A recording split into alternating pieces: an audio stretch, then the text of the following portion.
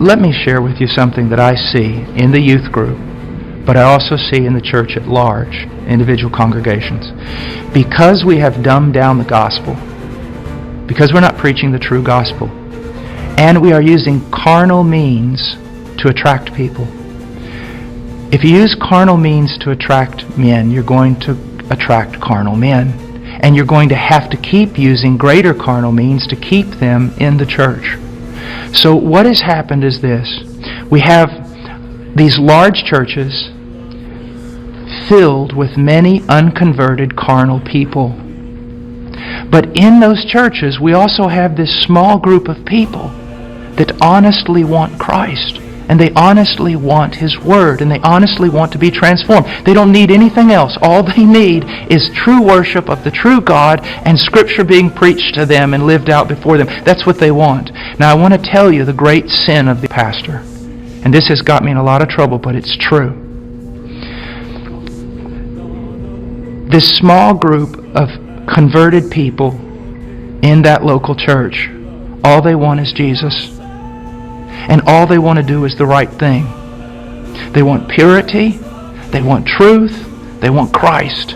But the pastor, in order to keep this larger group of unconverted people, he caters to them. So while he is feeding these carnal men and women with carnal things, he is letting the sheep of God starve to death, and he is going to stand before God one day in judgment. Listen, brother, if my wife was going grocery shopping, and when she was going out to her car, some men assailed her, attacked her brutally, and you walked by, and you did not want to get involved because you didn't want to cause trouble, you didn't want to put yourself in harm's way, you just wanted everything to go smooth. After all that was done, I would look for those men to deal with them. But I want you to know this, I'd look for you too.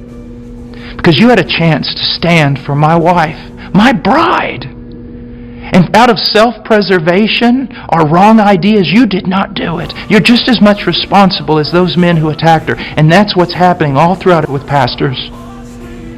It's the bride of Christ. There are sheep in all these churches, many of them, even churches that seem somewhat heretical in places. You'll usually find a group of people who truly want Christ, but the leadership is catering to the carnal and letting the bride of Christ starve to death, impoverished. And that is wrong.